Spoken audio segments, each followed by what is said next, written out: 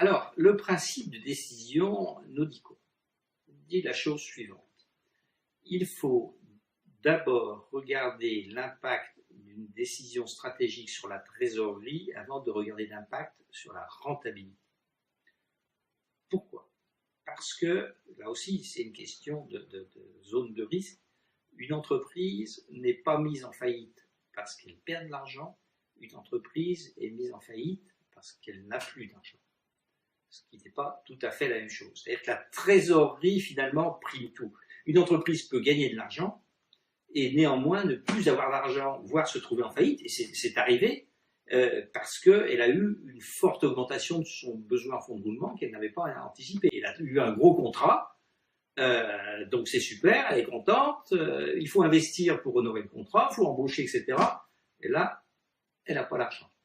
Donc, il faut bien regarder cela. À l'inverse, une entreprise peut perdre de l'argent, mais survivre assez longtemps, voire dans certains cas bien, voire même ne pas tellement s'en apercevoir, en particulier si elle a un besoin en fonds de roulement négatif.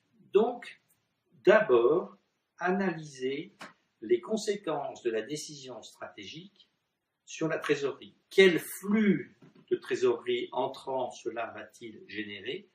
Quel flux de trésorerie sortant cela va-t-il générer?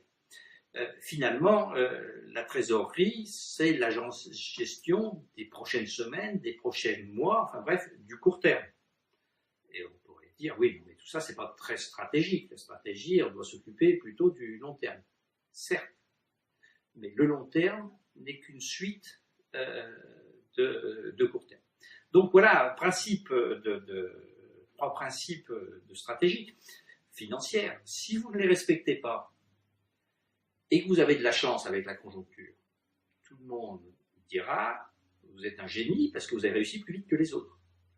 Si vous les respectez, par contre, vous ne ferez rien de génial parce que vous n'irez pas plus vite que les autres.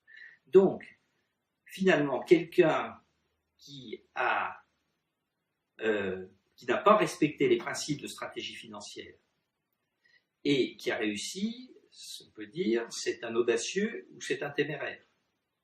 Et effectivement, il faut savoir qu'un téméraire est un audacieux qui a échoué et un audacieux est un téméraire qui a réussi.